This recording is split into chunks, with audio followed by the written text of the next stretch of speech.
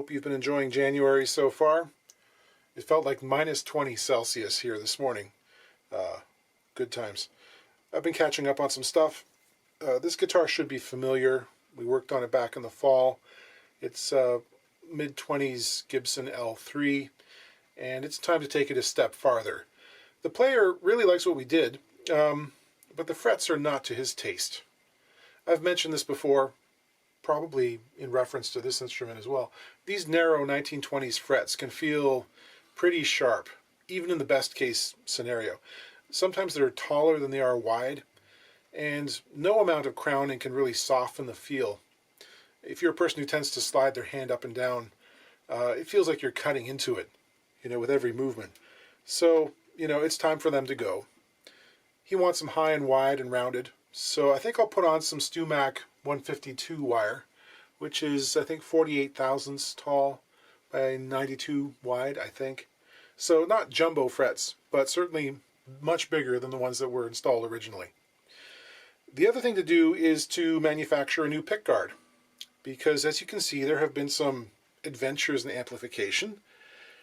However cool this looks, it didn't do the job. It's a bit bulky and intrusive. So he's gone out and got himself a Benedetto pickup, and we need to find a way of installing this onto a pickguard. So we will reserve this one for future use and come up with a new one of our own. The Benedetto, it's a classic choice for archtops. This guitar already has a transducer pickup mounted inside it from long ago, which is not the best sounding thing either. To control it, he's got a Shatton set up here, two little wheels. But rather than running this as a volume and tone, the idea is that we can split this and do two volumes. So it'll work like a blend setup. We can play the Benedetto. It's unlikely he would ever want to darken this, so we wouldn't need the tone. And maybe just move a little bit of that transducer sound in there to get us a bit more of an attack transient, maybe a little bit more brightness if necessary. So that's what we're going to do. Time for a bunch of disassembly. On these guitars, the pickguard is held on with an arm and two little studs embedded in the side of the fretboard. I'll begin by tracing the outline on some cardstock. I'll also note the position and the angle of the support arm and the holes for the studs.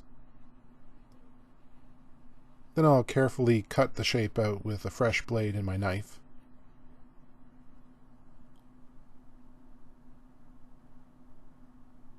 At which point I'll transfer the shape to the pickguard blank. Let's have a look at the frets. These are just over 50 thousandths wide by about 30 thousandths tall. We'll score along each side, heat things up with the soldering iron, and I'll pull them free.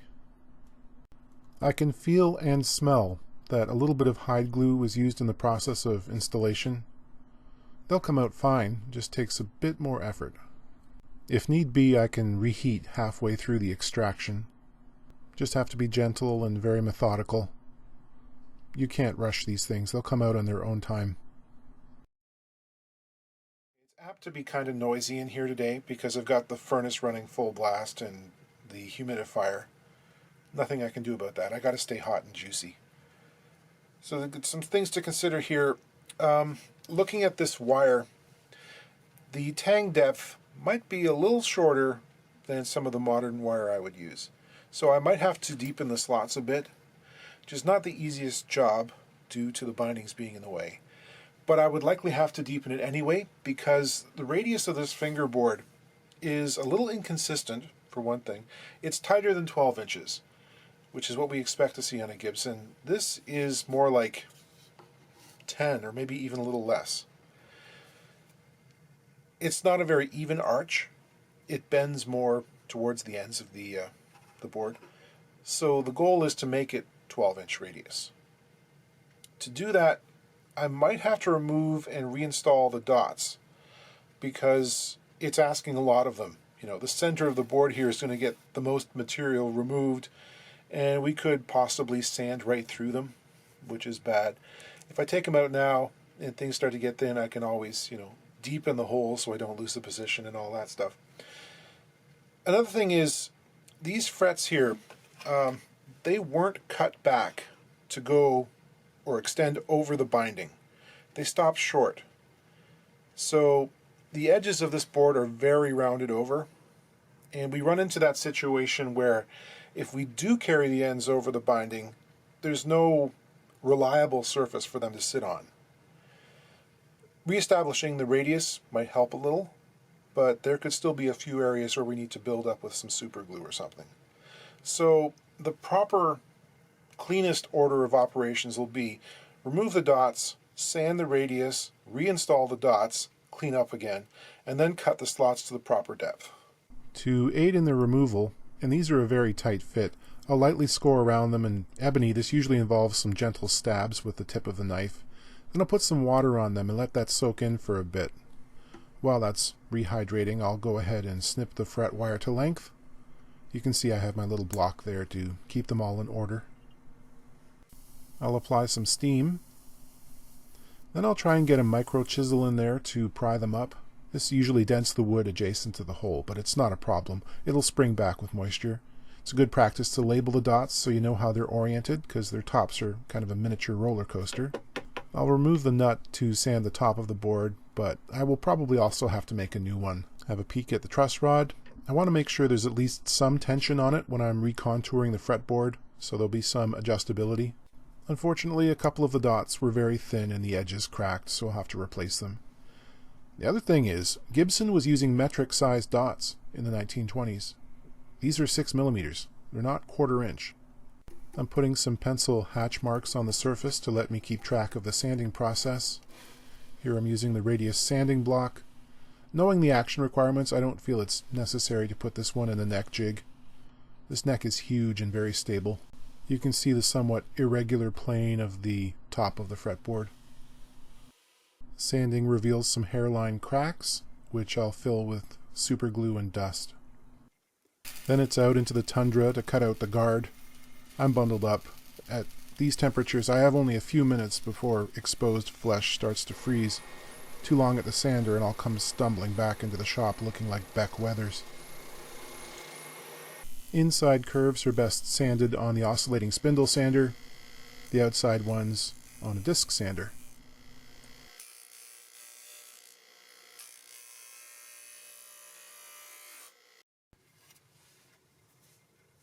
This original guard is made up of 2-ply material.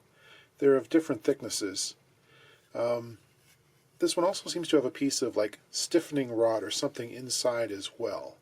Later on, Gibson went to thicker pick guards. I'm not sure this is even necessary with material of this dimension. In our case, I need to provide enough thickness for the pickup. If I was to make the guard too thin, like a single ply, this might stick up above the plane of the frets. So, I have to laminate it up again. This material here is also slightly thicker than the original. So I'm going to put together a 3-piece lamination and then maybe put it through my thickness sander to get it down to where I want it to be. I haven't tried gluing this stuff together yet. Apparently acetone will work to weld it. I think I should do a test piece first. If that doesn't work, I'll use epoxy. The other thing I've got to be careful of is how thick. Yeah, I think this will be fine actually. I made these 1 inch wide to give a good support surface for the pickup, the mounting side here.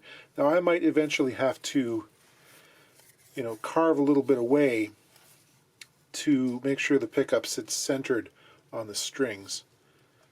But we'll get to that when we get to it. This is an acrylic material, not celluloid. Let's try the acetone on the bare, smooth plastic first, without roughing it up. Guess I'll do both sides.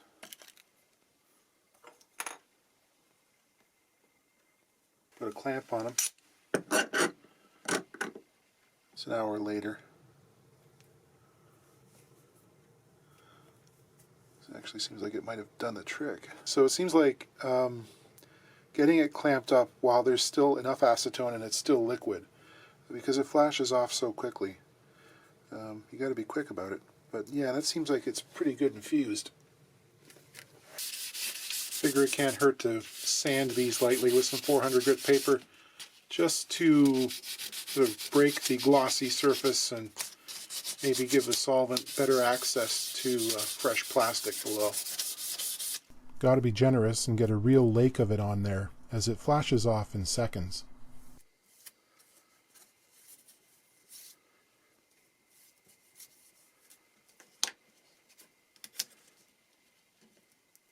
This is the support strip, which I thickness sanded. I'll glue that together first, and then I'll adhere that to the body of the guard. That turned out okay. It's good and stiff. I'll mark the position of the threaded block for the support arm.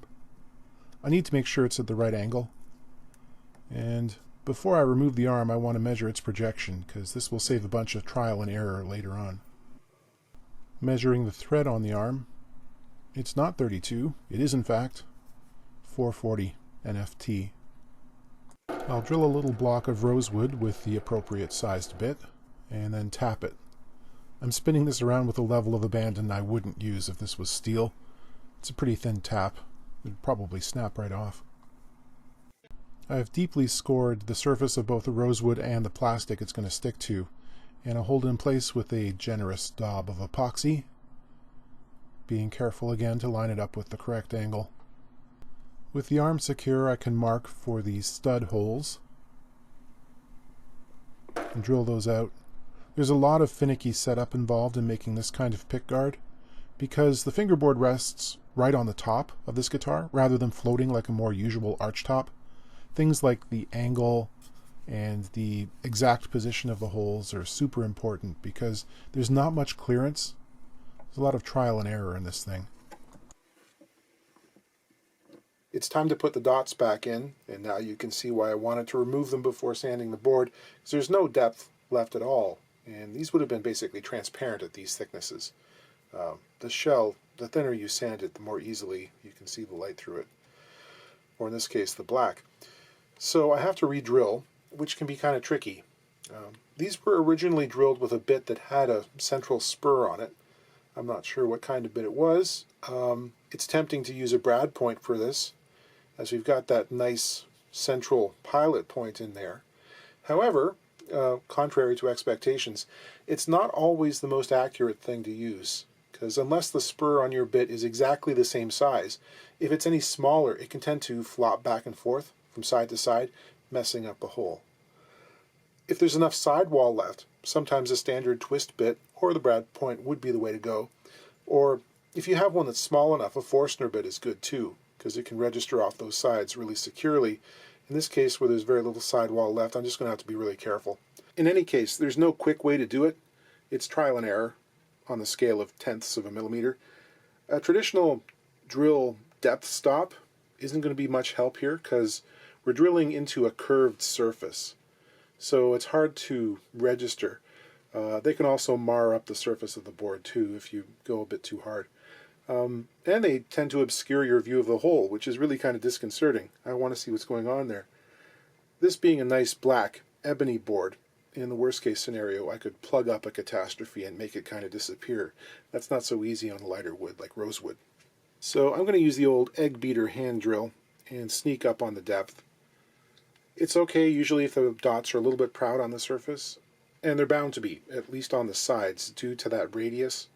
But looking at these, they were shallow to begin with, and of course they were sanded into that original radius, so they are thinner and thicker, and they can really only go back in one way. But still, this one here, I measured it, it's only about 20 thousandths of an inch thick on the thin sides. So yeah, I think we might as well just use fresh dots and save ourselves some frustration. You can see the difference in thickness. I'll start the bit by hand, going backwards and forwards, using it like a chisel to get below the surface of the old glue, and making sure it's tracking right in the hole. After doing a trial fit, I realized it was just a hair snug, so I had to angle the top of the hole a little bit by tipping the drill back and forth. And finally got to the point where it fits in there nicely. After the glue is dry, I'll level off the pearl by draw filing it. Then I'll sand it flush. Good as new. As predicted, these slots are now very shallow. And there's also still a bunch of glue in the bottom there.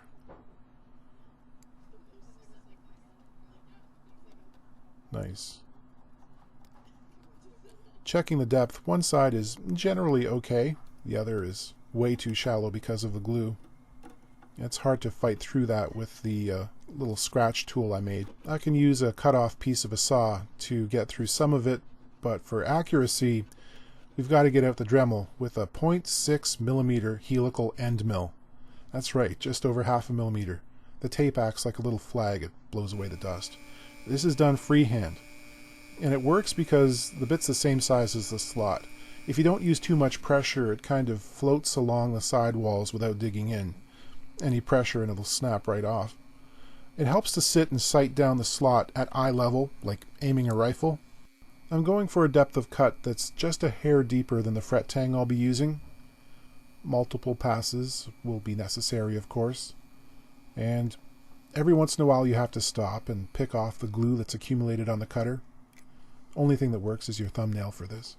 Before the frets go in, I lightly chamfer the top edge of the slots just to break that corner. A very light coat of oil on the surface now helps when I'm cleaning up any eventual glue squeeze out. The ends of the frets are cut back and filed to go over the binding.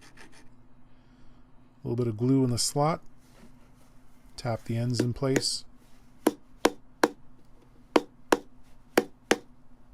Give them a good squeeze. Clean them up. And check to make sure they're properly seated. Dressing the fret tops is a quick process, as the board was sanded good and straight before the frets went in. Also sand in a little bit of a fall away on the fingerboard extension. This helps, especially on 12th fret necks, where the end of the fingerboard can sometimes rise. I'll re-establish the crowning. This player likes semi-hemispherical fret ends, so I'll round those off. This takes quite a bit of filing. Bunch of polishing. There they are. Shiny row of sausages. Because he plays slide, he likes the edge of the pickup to be in line with the 24th fret harmonic. It acts as a visual cue for him. So it's not going to be tied up against the end of the fingerboard, like you would normally expect. I'll mark the position and the depth for the notch. The end of the pickguard could use a little support, so I'll make a block with a cork pad to be glued in there. I'll cut the edges of the pickup notch with a round file for a neat little radius. I've made 3 or 4 arch top guards over the years, and every time I forget just how much work they are. The tendency is to look at it and think, oh, I can bang that out in an hour or two. Nuh-uh. There's so many issues with geometry and positioning and refining steps like scraping the edges here. After scraping, everything needs to be sanded and polished. I'll glue in that little block. I did end up making a new nut. The pickup has to be suspended from the guard, and I need to make sure it's properly angled relative to it so that it'll be reasonably parallel with the strings. I thought about ways of attaching it and decided to go with screws tapped into the pickup tab itself. I wouldn't rely on something like double-sided tape. This thing will be used in performance, and we can't afford to have it come loose. So I also want it to be removable. So I drilled some holes and tapped them. These are 440 screws. I didn't have any black ones, but I'll color their tops and make them look a little less noticeable. There's very little clearance between the pickup and the soundboard, so I'll cut and file these off flush so they're not in danger of poking into the finish. The Shatton controller came with nice clear instructions for a number of different wiring configurations. The existing jack was one of those old screw-in types, but it had been installed with glue. Took some doing to get it free. Eventually I managed. I'll replace it with a new one. it worked fine, but with barrel jacks it's good to replace them while you're at it because the little spring contacts eventually fail in these and you can't get at them to fix it. I'm making a little hole through the tail block to install a ground wire for the tailpiece. I'll feed that through and attach it to the pot. The control unit is super light and they give you some extra strong adhesive tape for it. Pretty much peel and stick. And we're finally set up. This thing was a lot of work. I'm happy with the way it looks. It's very similar to the original and we didn't have to cut into the 95-year-old piece of plastic. It sounds very good. It actually captures the spirit of the unamplified guitar really well.